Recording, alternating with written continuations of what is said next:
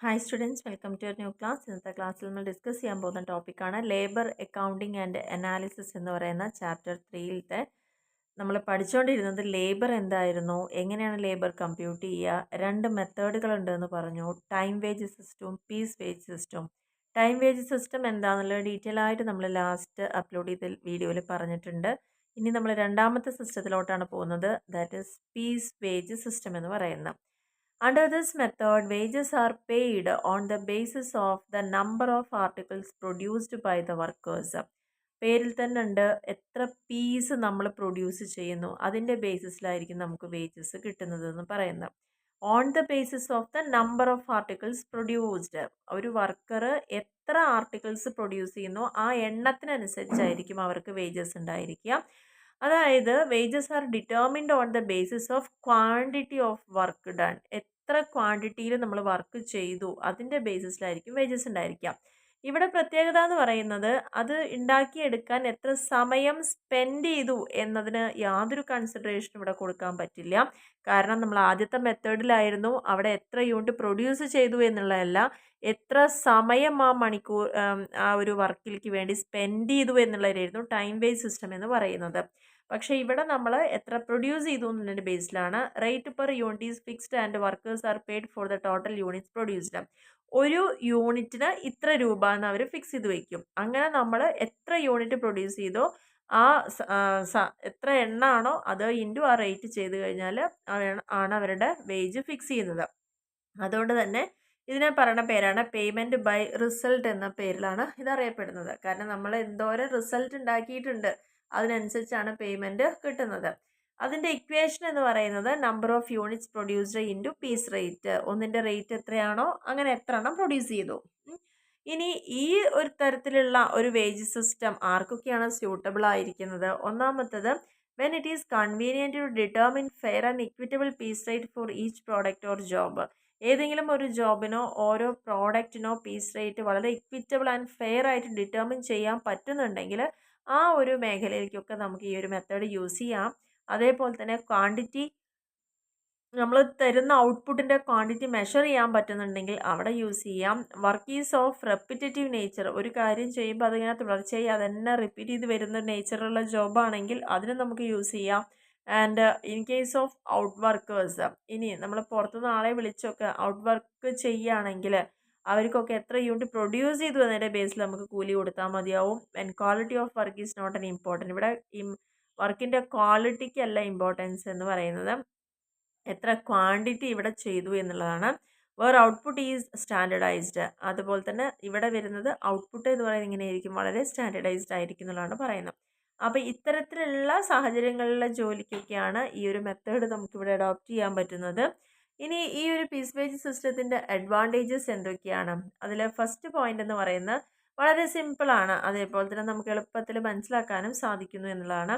രണ്ടാമത്തെ മെത്തേഡിൽ പറയുന്നത് labour cost per unit or job is easily determined. അതായത് ഒരു യൂണിറ്റ് പ്രൊഡ്യൂസ് ചെയ്യാൻ വന്ന കോസ്റ്റ്, അതിന് വേണ്ടി വന്ന ലേബർ കോസ്റ്റ് നമുക്ക് എളുപ്പത്തിൽ ഐഡൻറ്റിഫൈ ചെയ്യാം അല്ലെങ്കിൽ ഡിറ്റർമിൻ ചെയ്യാം എന്നുള്ളതാണ് ഇതിൻ്റെ വേറൊരു പ്രത്യേകതയായിട്ട് പറയുന്നത്. ഇനി നെക്സ്റ്റ് പോയിന്റിൽ പറഞ്ഞിരിക്കുന്നത് it provides an incentive to produce more. കാരണം ഇങ്ങനെ ഓരോ യൂണിറ്റ് ഉണ്ടാക്കിയാൽ നമുക്ക് ഇത്ര രൂപ കിട്ടുമെന്ന് തോന്നുമ്പം വീണ്ടും വീണ്ടും അത് പ്രൊഡ്യൂസ് ചെയ്യാനുള്ള ഒരു ഇൻസെൻറ്റീവ് ആയിട്ട് നമുക്ക് ഇൻസെൻറ്റീവാണ് ഒരു പ്രൊഡ്യൂസ് ചെയ്യാൻ വേണ്ടിയിട്ട് കൊടുക്കുന്നത്. പ്രൊഡക്ടിവിറ്റി അതുകൊണ്ട് ഇൻക്രീസ് ആക്കാൻ പറ്റും. അപ്പോൾ കോസ്റ്റും ഒരു പരിധി വരെ നമുക്ക് കുറയ്ക്കാൻ അവിടെ സാധിക്കുന്നു എന്നുള്ളതാണ്. ഇനി നെക്സ്റ്റ് പോയിന്റിൽ പറഞ്ഞിരിക്കുന്നത്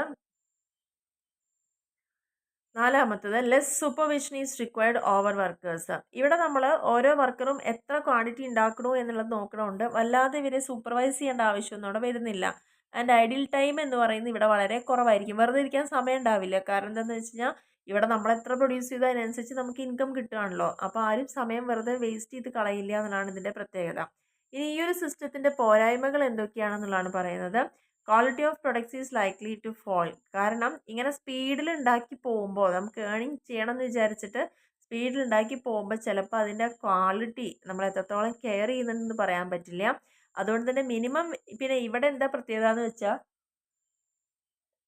എത്ര യൂണിറ്റ് പ്രൊഡ്യൂസ് ചെയ്തു അതിന് മാത്രമേ നമുക്ക് പൈസ കൊടുക്കാൻ പറ്റുള്ളൂ. അതുകൊണ്ട് ഇവിടെ നിങ്ങൾ ജോലിക്ക് വന്നാലും മിനിമം നിങ്ങൾക്ക് ഇത്രയും കിട്ടിയിരിക്കും എന്ന് പറയാൻ ഇവിടെ പറ്റില്ല. മിനിമം വേജ് ഗ്യാരണ്ടി ചെയ്യാൻ പറ്റില്ല. കാരണം എത്ര നിങ്ങൾ പ്രൊഡ്യൂസ് ചെയ്തു എന്നതിനനുസരിച്ചിട്ടാണ്.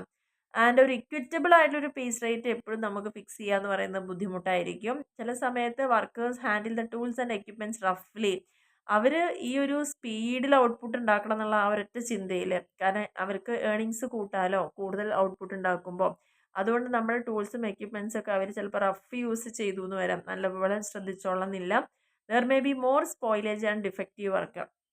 സ്പീഡിൽ വർക്ക് ചെയ്യുന്നതിൻ്റെ ഭാഗമായിട്ട് ഒരുപാട് ഡിഫക്റ്റ് ഉണ്ടാവാനും നഷ്ടങ്ങളൊക്കെ ഉണ്ടാവാനും ഒക്കെ സാധ്യത കൂടുതലാണ്. നശിച്ചു പോകാനൊക്കെ സാധ്യത കൂടുതലാണ്. ഇനി നെക്സ്റ്റ് പറഞ്ഞിരിക്കുന്നത് types of piece rate system. എത്ര തരത്തിലുണ്ട്? 4 തരത്തിലാണ് പീസ് റേറ്റ് സിസ്റ്റം വരുന്നത്. ഒന്നാമത്തെ ടൈപ്പ് എന്ന് പറയുന്നത് സ്ട്രെയിറ്റ് പീസ് റേറ്റ് ആണ്. അതായത് സ്ട്രെയിറ്റ് പീസ് റേറ്റ് എന്ന് പറഞ്ഞു കഴിഞ്ഞാൽ ഇവിടെ fixed amount per unit produced. ഓരോ യൂണിറ്റ് പ്രൊഡ്യൂസ് ചെയ്യുമ്പോഴും അതിൻ്റെ ഫിക്സഡ് എമൗണ്ട് അവിടെ പറഞ്ഞിട്ടുണ്ടായിരിക്കും. നമ്മൾ നേരത്തെ ആദ്യം പറഞ്ഞ മെത്തേഡ്, അതായത് ഒരു യൂണിറ്റ് ഉണ്ടാക്കാൻ ഇത്ര രൂപയാണെങ്കിൽ എത്ര യൂണിറ്റ് അങ്ങനെ പ്രൊഡ്യൂസ് ചെയ്തോ അവ തമ്മിൽ ഇൻറ്റു ചെയ്താലായിരിക്കും അതിൻ്റെ ഏണിങ്സ്. വളരെ സ്ട്രെയിറ്റ് ആയിട്ടുണ്ട്, നമുക്കത് കണ്ടുപിടിക്കാൻ പറ്റുന്നതാണ് പ്രത്യേകത. ഇനി രണ്ടാമത്തെ പീസ് റേറ്റും ഉണ്ടാവും, പ്ലസ് ഗ്യാരണ്ടീഡ് വീക്ക്ലി വേജും ഉണ്ടായിരിക്കും. അപ്പോൾ ഈ രണ്ടാമത്തെ സിസ്റ്റത്തിൽ എന്ന് പറയുമ്പം ഈ ആദ്യത്തെ മെത്തേഡും ഉണ്ടായിരിക്കും, അതിന് പുറമെ അയാൾക്ക് ഒരു നിശ്ചിത വരുമാനവും അവിടെ വേറെ വേജസ് ആയിട്ട് ഉണ്ടായിരിക്കും, ഗ്യാരണ്ടി ചെയ്തിട്ടുണ്ടായിരിക്കുന്നതാണ് പറയുന്നത്. കാരണം പീസ് വേജ് എന്ന് പറയുന്നത് ടൈം വേജിനെക്കാട്ടിലും കുറവാണെങ്കിൽ the worker gets the time wages. അപ്പോൾ അവർക്ക് അവിടെ എന്താ കിട്ടുക? ടൈം വേജ് ആയിരിക്കും കിട്ടുന്നുണ്ടാവുക. On the other hand if piece wage is more than, piece wage ആണ് ടൈം വേജിനേക്കാൾ കൂടുതലെങ്കിൽ അവിടെ കിട്ടുന്നത് പീസ് വേജ് ആയിരിക്കും. അപ്പോൾ രണ്ടും കമ്പയർ ചെയ്തിട്ട് ഏതാണോ കൂടുതൽ അതായിരിക്കും കൊടുക്കേണ്ടവ. ഈ ഒരു സിസ്റ്റം പ്രകാരം minimum wages equal to time wages are guaranteed. Next differential ആയിട്ടുള്ള പീസ് റേറ്റ് വരുന്നുണ്ട്. ഇവിടെ രണ്ടോ അതിലധികമോ പീസ് റേറ്റുകളായിരിക്കും ഉണ്ടായിരിക്കുക. For different levels of output different piece rates are applicable. പല തരത്തിലുള്ള ഔട്ട്പുട്ടുകളാണ് നമ്മൾ കൊടുക്കുന്നതെങ്കിൽ അതിന് ഡിഫറെൻറ്റ് റേറ്റുകളും അപ്ലിക്കബിൾ ആയിരിക്കും. അതായത് output below A certain level. ഇപ്പം ഒരാൾ എല്ലാ ദിവസവും 20 യൂണിറ്റ് ആണ് പ്രൊഡ്യൂസ് ചെയ്യുന്നത്, ആ 20 യൂണിറ്റിന് താഴെയാണ് പ്രൊഡ്യൂസ് ചെയ്യുന്നതെങ്കിൽ അവർക്ക് ലോവർ പീസ് റേറ്റ് ആയിരിക്കും കൊടുക്കുക. അപ്പോൾ 20 യൂണിറ്റിന് താഴെ എന്ന് പറയുമ്പോൾ അതായത് 10 യൂണിറ്റ് ചെയ്താലും 18 യൂണിറ്റ് ചെയ്താലും 20ന് താഴെയാണല്ലോ ഇത് രണ്ടും വരുന്നത്. അപ്പോൾ അവർക്ക് ഫിക്സ് ചെയ്യാൻ ഒരു ലോവർ പീസ് റേറ്റ് ഉണ്ടായിരിക്കും. ഇനി output at or above certain level, അതായത് 20 അല്ലെങ്കിൽ 20ൽ കൂടുതലോ ഉള്ളവർക്ക് ഹൈ പീസ് റേറ്റ് ആയിരിക്കും കൊടുക്കുക. അപ്പോൾ ഇവിടെ എന്താണ് നോക്കുന്നത്? നമ്മുടെ വർക്കർ എത്രത്തോളം എഫിഷ്യൻ്റ് ആണെന്നുള്ളതാണ് നോക്കുന്നത്. അങ്ങനെ ആ എഫിഷ്യൻസിക്ക് അനുസരിച്ച് എന്ത് ചെയ്യാൻ പറ്റും? അവരുടെ ഹൈ പീസ് റേറ്റ് വേണോ? ഇൻഎഫിഷ്യൻ്റ് വർക്കർ ആണെങ്കിൽ ലോ പീസ് റേറ്റ് ആയിരിക്കും കൊടുക്കുക. അതാണ് ഡിഫറൻഷ്യൽ പീസ് റേറ്റ് എന്ന് പറയുന്നത്. ഇനി ഗ്രൂപ്പ് പീസ് റേറ്റ് ഉണ്ട്. ഈ ഒരു സിസ്റ്റം പ്രകാരം group of workers are a whole is paid wages or group basis for the number of unit produced by the group. ഇനി ഓരോ ഗ്രൂപ്പുകളായിട്ട് തരംതിരിച്ചിട്ട് ആ ഓരോ ഗ്രൂപ്പും എത്ര യൂണിറ്റ് പ്രൊഡ്യൂസ് ചെയ്തു എന്നതിൻ്റെ ബേസിലായിരിക്കും ഇവിടെ വേജസ് ഫിക്സ് ചെയ്യാം. ആ ഗ്രൂപ്പിനെ ഡിവൈഡ് ചെയ്യുന്ന earnings of the group amongst its members on some mutually agreed basis. ഇപ്പോൾ ഏറ്റവും പ്രൊഡ്യൂസ് ചെയ്യുന്ന ഗ്രൂപ്പ്, ഇപ്പോൾ ABCD പറഞ്ഞ 4 ഗ്രൂപ്പ് ഉണ്ടെങ്കിൽ ഏത് ഗ്രൂപ്പാണോ ഏറ്റവും കൂടുതൽ പ്രൊഡ്യൂസ് ചെയ്യുന്നത് അവർക്കായിരിക്കും കൊടുക്കുക. എന്നിട്ട് ആ ഗ്രൂപ്പിന് കൊടുക്കുന്ന തുകേനെ അതിൽ എത്ര മെമ്പേഴ്സ് ഉണ്ടോ അവർ മ്യൂച്വലി അവരുടെ ഒരു എഗ്രിമെൻ്റ് പ്രകാരം അല്ലെങ്കിൽ അവരുടെ അഗ്രീഡ് ബേസിസിൽ അത് ഡിവൈഡ് ചെയ്തെടുക്കുകയാണ് ചെയ്യുന്നത്. On the base of hour spend by individual workers in the group. ആ ഓരോ ഗ്രൂപ്പിലുള്ള ആളുകൾ എത്ര സമയം അവിടെ സ്പെൻഡ് ചെയ്തു അതിൻ്റെ ബേസിൽ അത് ഡിവൈഡ് ചെയ്ത് കൊടുക്കും. അങ്ങനെ 4 തരത്തിലാണ് പീസ് റേറ്റ് സിസ്റ്റം നിലവിലുള്ളത്. വളരെ സ്ട്രെയിറ്റ് ആയിട്ട് കാൽക്കുലേറ്റ് ചെയ്യാം. അതിൻ്റെ ഒപ്പം തന്നെ വീക്ക്ലി വേജസ് ഗ്യാരണ്ടി ചെയ്യുന്നുണ്ട്. ഡിഫറൻഷ്യൽ ആയിട്ട് ഒരു പീസ് റേറ്റ് സിസ്റ്റം വരുന്നുണ്ട്. അതേപോലെ തന്നെ ഗ്രൂപ്പ് ആയിട്ടുള്ള പീസ് റേറ്റും വരുന്നുണ്ട്. ഇവിടെ ജസ്റ്റ് ഒരു എക്സാമ്പിൾ പറഞ്ഞിട്ടുണ്ട്. Mister Ramlal works in A factory for the following particulars apply. അതിൽ തന്നിരിക്കുന്ന ക്വസ്റ്റ്യനിൽ അവിടെ പറഞ്ഞിരിക്കുന്ന നോർമൽ ടൈം റേറ്റ് എന്ന് പറയുന്നത് 1.50 പെർ അവർ ആണ്. 1 മണിക്കൂർ വർക്ക് ചെയ്യുമ്പോൾ നമുക്ക് 1.5 രൂപയാണ് കൊടുക്കുന്നത്. നോർമൽ പീസ് റേറ്റ് എന്ന് പറയുന്നത് ടൈം റേറ്റ് 1.5ഉം പീസ് റേറ്റ് എന്ന് പറയുന്നത് more of the time rate. Time rate എത്രയാണോ അതിനേക്കാൾ 20% അധികമാണ് പീസ് റേറ്റ് എന്ന് പറയുന്നത്. ഇനി 1 മണിക്കൂറിൽ നമ്മൾ എക്സ്പെക്ട് ചെയ്യുന്ന ഔട്ട്പുട്ട് പറഞ്ഞാൽ 20 യൂണിറ്റ് ഒരാൾ ഉണ്ടാക്കുക എന്നുള്ളതാണ് 1 മണിക്കൂറിൽ. അങ്ങനെയാണെങ്കിൽ രാംലാൽ പ്രൊഡ്യൂസ് ചെയ്തത് 157 ആർട്ടിക്കിൾസ് ആണ്. അതും 8 മണിക്കൂർ കൊണ്ട്, ഒരു ദിവസത്തിൽ 8 മണിക്കൂർ വർക്ക് ചെയ്ത് 157 ആർട്ടിക്കിൾ ഉണ്ടാക്കിയിട്ടുണ്ട്. അങ്ങനെയാണെങ്കിൽ ഇദ്ദേഹത്തിൻ്റെ ഏർണിങ്സ് ഈ ഒരു മെത്തേഡ് പ്രകാരം, 2 മെത്തേഡ് പ്രകാരവും കാണാൻ പറ്റുന്നുണ്ട്. ടൈം വേജ് സിസ്റ്റം പ്രകാരവും പീസ് വേജ് സിസ്റ്റം പ്രകാരവും.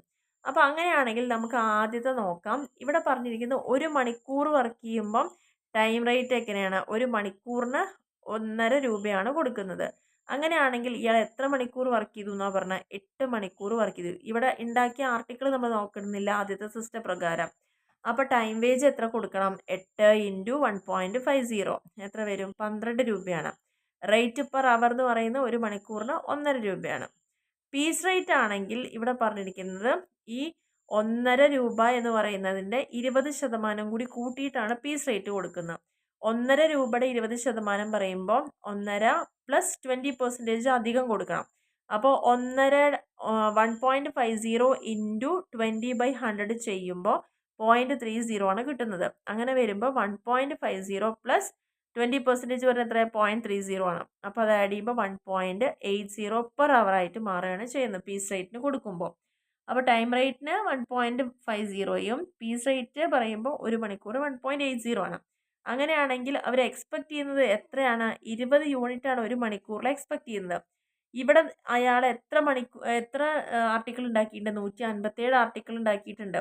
ഓക്കെ, അപ്പോൾ പീസ് റേറ്റ് പെർ യൂണിറ്റ് എത്രയായിരിക്കും? 1 രൂപ 80 പൈസ ബൈ 20 യൂണിറ്റ് പെർ അവർ ആണ് അവർ പറയുന്നതെങ്കിൽ ഒരു യൂണിറ്റ് 9 പൈസയാണ് അവർ കണക്കാക്കുന്നത്. അങ്ങനെയാണെങ്കിൽ 157 യൂണിറ്റ് ഉണ്ടാക്കിയിട്ടുണ്ടെങ്കിൽ 157 ഇൻറ്റു 9 പൈസയാണ് ഒരു യൂണിറ്റിന് വരുന്നത്. അപ്പോൾ 157 ഇൻറ്റു 9 എന്ന് പറയുമ്പം 14.13.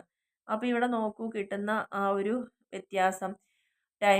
ടൈം സിസ്റ്റത്തിൽ നമ്മൾ ചെയ്യുമ്പം അവർക്ക് 12 രൂപയും പീസ് റേറ്റ് പ്രകാരം ചെയ്യുമ്പോൾ 14 രൂപയും കിട്ടുന്നുണ്ട്. അപ്പോൾ ഒരൊറ്റ ക്വസ്റ്റ്യനിൽ തന്നെ 2 മെത്തേഡ് അപ്ലൈ ചെയ്തു. ഇവിടെ ഡയറക്റ്റായിട്ട് നമുക്ക് ചെയ്യാൻ പറ്റി 1 മണിക്കൂറിന് 8 രൂപയാണെങ്കിൽ, അല്ല 1 മണിക്കൂറിന് 1.5 രൂപയാണെങ്കിൽ 8 മണിക്കൂർ വർക്ക് ചെയ്തപ്പോൾ ഡയറക്റ്റായിട്ട് ഇൻറ്റു ചെയ്തു. ഇനി 1 മണിക്കൂറിൻ്റെ റേറ്റ് 1.5 അതിന് 20% അധികമായിട്ടാണ് പീസ് റേറ്റ് കൊടുക്കുന്നത് പറഞ്ഞപ്പം നമ്മൾ കൂട്ടി നോക്കുമ്പോൾ 1.80 എന്ന് കിട്ടി. 1 മണിക്കൂറിന് 1.80. അങ്ങനെ 20 യൂണിറ്റ് പ്രൊഡ്യൂസ് ചെയ്യാൻ പറയുമ്പം അപ്പോൾ ഒരു യൂണിറ്റിന് എത്രയാണെന്നുള്ളത് കാണണം. ഇതൊരു മണിക്കൂറിനാണ് ഈ പൈസ. അപ്പോൾ ഒരു യൂണിറ്റിന് കാണണമെങ്കിൽ എന്ത് ചെയ്താൽ മതി? 1.80 ഡിവൈഡ് ബൈ 20 യൂണിറ്റ് ചെയ്യുമ്പോൾ ഒരു യൂണിറ്റിന് 9 പൈസയെന്ന് കിട്ടി. അങ്ങനെയാണെങ്കിൽ 157 യൂണിറ്റ് പ്രൊഡ്യൂസ് ചെയ്യാൻ കിട്ടിയ എമൗണ്ടാണ് 14.13 എന്ന് പറയുന്നത്. അപ്പോൾ ഇതിൽ സിമ്പിളായിട്ട് നമ്മൾ 2 മെത്തേഡ് ഇവിടെ ഡിസ്കസ് ചെയ്തിട്ടുണ്ട്. ഇനി നമുക്ക് നെക്സ്റ്റ് നോക്കാനുള്ളത്, ഇത് വളരെ ഇമ്പോർട്ടൻ്റ് ആണ്, ടൈം വേജും പീസ് വേജും തമ്മിലുള്ള ഡിഫറൻസുകൾ എന്തൊക്കെയാണെന്നുള്ളത്.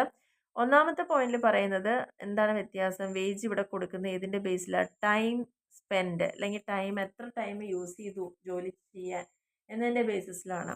ഇവിടെ നമ്മൾ നോക്കുന്നത് എത്ര ക്വാണ്ടിറ്റി അവർ പ്രൊഡ്യൂസ് ചെയ്തു എന്നതിൻ്റെ ബേസിസിലാണ്. ഇവിടെ ഒരിക്കലും ഇയാളുടെ കഴിവിന് അല്ല റിവാർഡ് കിട്ടുന്നത്. പക്ഷെ ഇവിടെ എന്താണ്? കഴിവിനാണ്, എഫിഷ്യൻസിക്കാണ് റിവാർഡ് ചെയ്യുന്നത്. ഇവിടെ കൂടുതൽ സൂപ്പർവിഷൻ ആവശ്യമാണ്. പക്ഷെ അതേസമയം ഇവിടെ സൂപ്പർവിഷൻ കുറവ് മതി. എത്രത്തോളം ക്വാളിറ്റി ഓഫ് പ്രൊഡക്റ്റ് ഉണ്ടാക്കി എന്നുള്ളതാണ് ഇവിടെ നോക്കുന്നത്. പക്ഷെ ഇവിടെ ഇമ്പോർട്ടൻസ് ക്വാണ്ടിറ്റി ഓഫ് പ്രൊഡക്റ്റിനാണ്. അപ്പം നിങ്ങൾ നോക്കേണ്ടത് ഈ പോയിന്റുകളാണ്. മോർ സൂപ്പർവിഷൻ, നോട്ട് റിവാർഡഡ്, അതുപോലെ തന്നെ quality of product, wages is guaranteed. ഇവിടെ നമ്മൾ എത്ര മണിക്കൂർ പണി ചെയ്തു എന്ന് നോക്കുമ്പോൾ അവിടെ മിനിമം വേജ് അവിടെ ഗ്യാരണ്ടി ചെയ്യുന്നുണ്ട്. പക്ഷേ പീസ് റേറ്റ് ആകുമ്പോൾ നിങ്ങൾ എത്ര പീസ് ഉൽപ്പാദിപ്പിച്ചു എന്നതിൻ്റെ ബേസിൽ, അതുകൊണ്ട് അവിടെ മിനിമം വേജ് നമുക്ക് അവിടെ ഗ്യാരണ്ടി പറയാൻ പറ്റില്ല. ഇത് പൊതുവേ ട്രേഡ് യൂണിയൻസ് ഒക്കെ ഫേവർ ചെയ്യുന്നത് ഈ ഒരു സിസ്റ്റമാണ്. പക്ഷെ അവർ ഒരിക്കലും ആക്സെപ്റ്റ് ചെയ്യാത്തൊരു സിസ്റ്റമാണ് പീസ് വേജ് എന്ന് പറയുന്നത്. അപ്പോൾ ഇതാണ് 6 പോയിന്റ് ഇവ തമ്മിലുള്ള വ്യത്യാസം, ടൈം വേജും പീസ് വേജും തമ്മിലുള്ള ഡിഫറൻസ് എന്ന് പറയുന്നത്. അപ്പോൾ ഈ ഒരു ടോപ്പിക് എല്ലാവർക്കും ക്ലിയർ ആയെന്ന് വിചാരിക്കുന്നു. പീസ് റേറ്റ് എന്താണ്, അതിൻ്റെ ഡിഫറെൻറ്റ് ടൈപ്സ്, മെറിറ്റും ഡീമെറിറ്റും ഇമ്പോർട്ടൻ്റ് ആണ്, ഡിഫറൻസ് ഇമ്പോർട്ടൻ്റ് ആണ്. ജസ്റ്റ് ഒരു പ്രോബ്ലം കൂടി നമ്മളിവിടെ പറഞ്ഞു തന്നിട്ടുണ്ട്. അപ്പോൾ ക്ലാസ് ഇഷ്ടപ്പെടുകയാണെങ്കിൽ തീർച്ചയായിട്ടും ഒന്ന് ലൈക്ക് ചെയ്യാനും ഷെയർ ചെയ്യാനും, അതേപോലെ തന്നെ നിങ്ങളുടെ ഫ്രണ്ട്സിലേക്കൊക്കെ ഒന്ന് ഷെയർ ചെയ്ത് കൊടുക്കുക. ഇഷ്ടപ്പെടുകയാണെങ്കിൽ സപ്പോർട്ട് ചെയ്യാൻ മറക്കരുത്. സബ്സ്ക്രൈബ് ചെയ്യാതെ കാണുന്ന ആളുകളുണ്ടെങ്കിൽ തീർച്ചയായിട്ടും സബ്സ്ക്രൈബ് ചെയ്യുക, ചാനൽ സപ്പോർട്ട് ചെയ്യാം. Okay, thank